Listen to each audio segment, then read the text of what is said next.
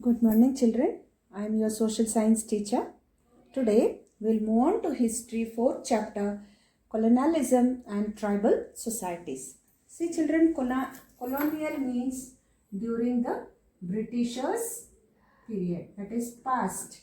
Understand, children? So here, today we are going to study about the tribal society during the Britishers period, children.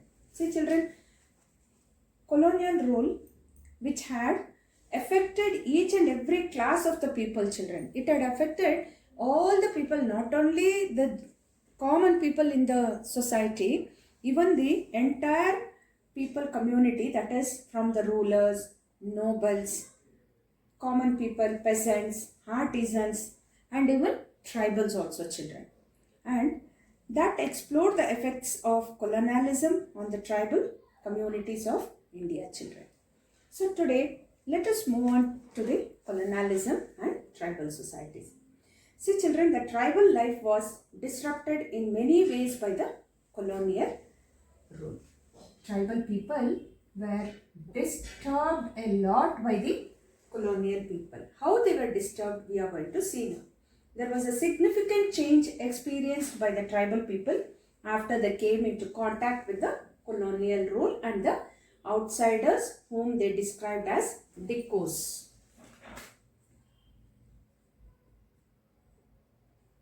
So who are these tribal peoples? They are Santalis. There are different types of tribal people in our communities, children. So we will be learning about the tribal people, Ahoms, Gonds, Santalis, Bihus, Dikkos. So all these are there, different communities under tribal people, children.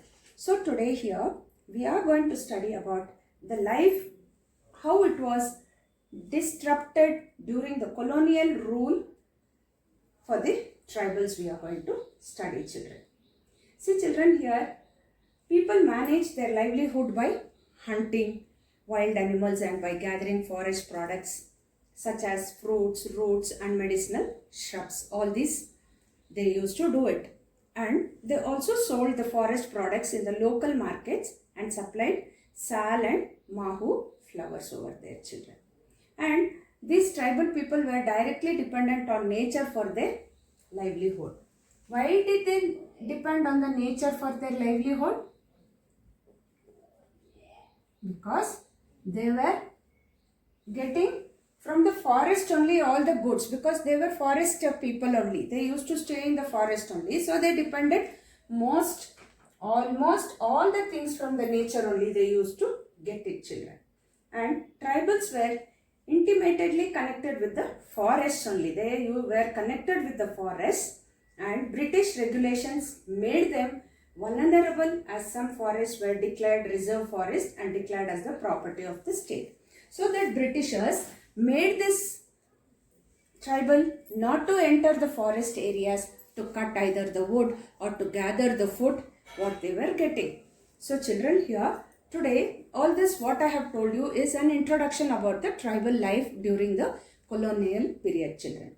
So today we are going to learn about tribal people and their activities. First, see children, there is a large tribal community in India. The tribal population of India is collectively known as the scheduled tribes. They are called as STs. Scheduled tribes, children, here.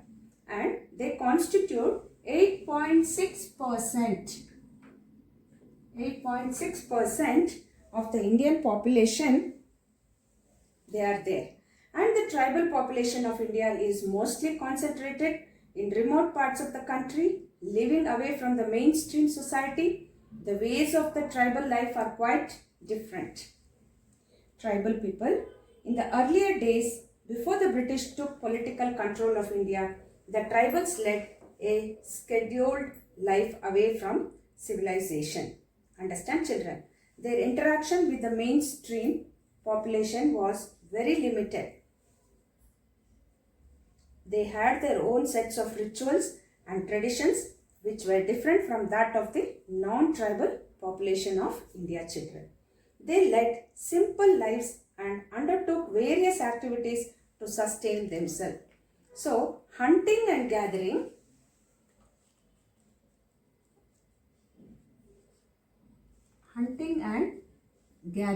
was their main occupation of the tribals children.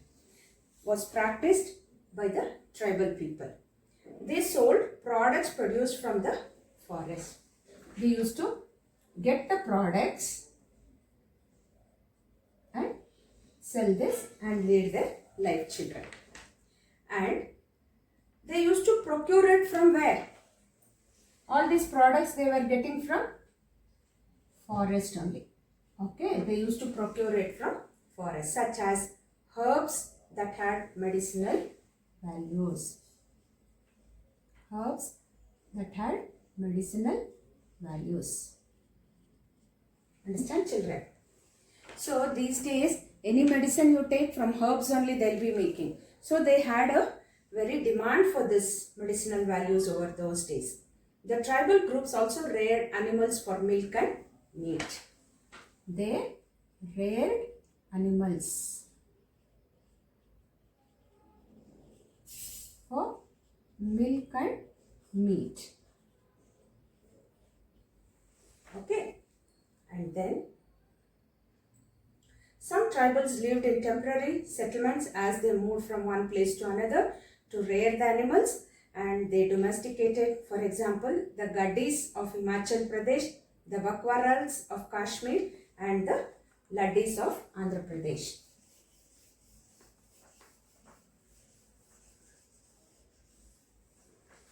See children, I'll write it here.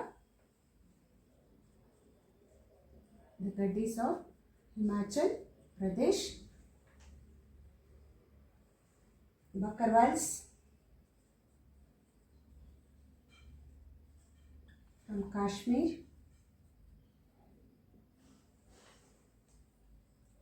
and Labdis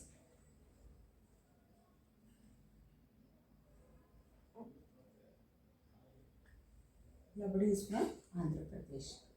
Lambadis, we call it themselves. Now children, those Lambadis are called as Labdis.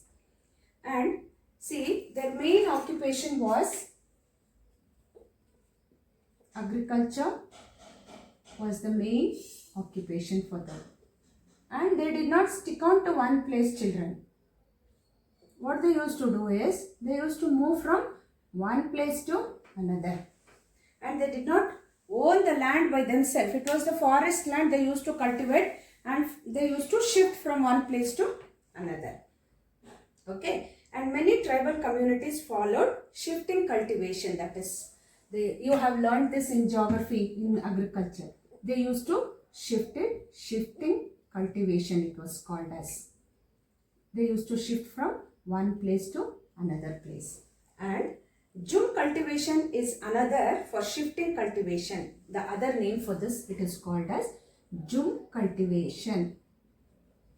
Understand, children? Shifting or Jhum cultivation is a cultivation which is under a small patch of land.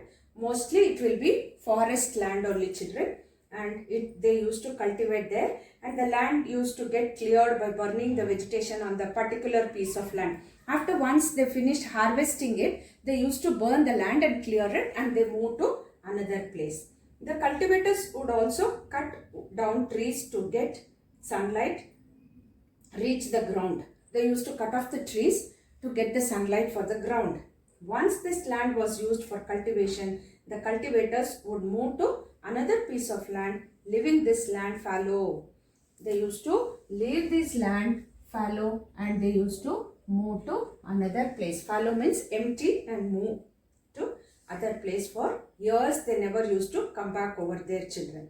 Besides practicing shifting cultivation, many tribal communities choose to settle at one place and practice agriculture over there.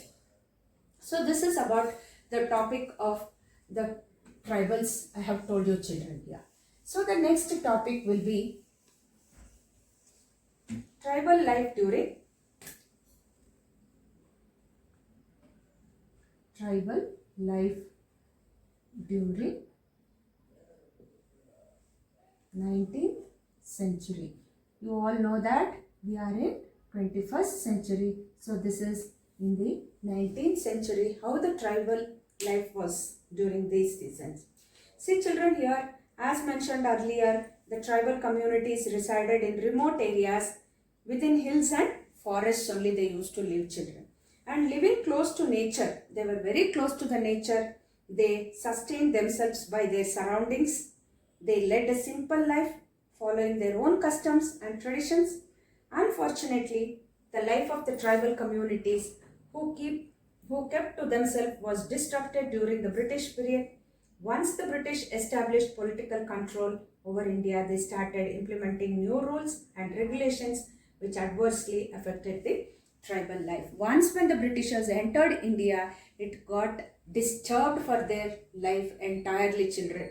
They could not survive because the colonial rule during the Britishers period was very tough for the tribal people. They did not allow them to cultivate the land in the forest areas. They did not allow them to cut the wood, did not allow them to even get the fruits and berries, and rearing of animals also they did not allow. So it was very difficult during the 19th century, children. So in my next class, I'll be teaching you about the impact of land revenue system. I'll continue, children. Thank you all, children. Have a nice day.